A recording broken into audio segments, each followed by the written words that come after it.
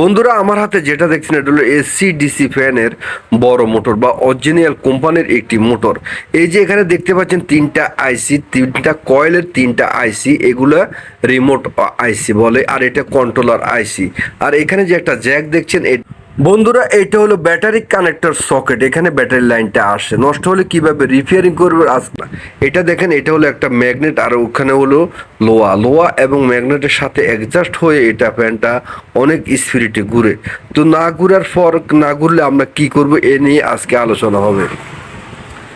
এই যে দেখতে পাচ্ছেন ফ্যান, এটা হলো পুরাই ম্যাগনেট, মানে অনেক শক্তিশালী চুম্বক দিয়ে এটা তৈরি করেছে।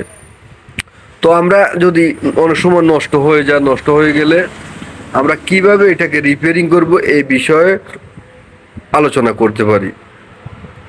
এখানে ভিতরে তিনটা আইসি আছে, ছোট তিনটা আইসি, এগুলো নষ্ট হয় না, আপনারা এগুলো কাটাকাটি